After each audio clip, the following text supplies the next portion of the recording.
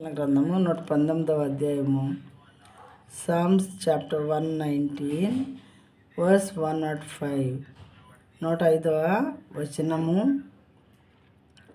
Your word is a lamp to my feet and a light to my path.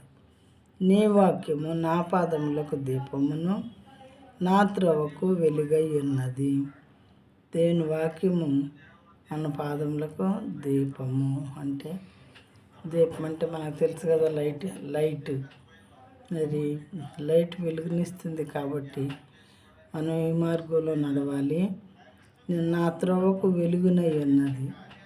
ఏ మార్గంలో మనం నడవాలి, ఏం పనులు చేయాలి, ఏవి శ్రేష్టమైనవి, ఏవి దేవునికి ఇష్టమైనవి అని మన ఆలోచింప చేసేదంట దేవుని వాక్యము.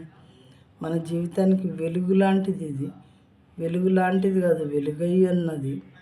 మన పాదములకేమో దీపము, మన త్రోవకు వెలుగై ఉన్నది. ప్రియమైన వాళ్ళారా, నీ వాక్యము నా పాదములకు దీపమును నా త్రోవకు వెలుగునై ఉన్నది.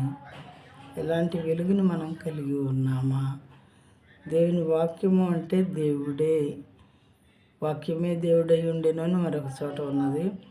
కాబట్టి ఈ వాక్యాన్ని మనం ఎంత చదివి ఎంత హృదయంలో దాచుకుంటే, మన హృదయం అనే పలక మీద ఎంత ఎక్కువగా దాన్ని రాసుకొని దాన్ని మరి మెడిటేట్ చేస్తూ ఉంటే అంతగా మనకి మన జీవితంలో అది మనతో ముచ్చటిస్తూ మన జీవితానికి చీకటమయమైన మన జీవితంలో వెలుగులు నింపేదిగా ఉంటుంది దేవుని వాక్యము.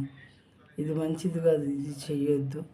నేను అలా చెప్పాను కదా, పలానా వాక్యం ద్వారా నువ్వు ఎందుకు ఇలా చేస్తున్నావు బిడ్డ, అది అటు వెళ్ళొద్దు, ఆ పని చేయొద్దు అని దేవుని వాక్యం మనతో ముచ్చటిస్తుంది. ప్రియమైన వాళ్ళారా,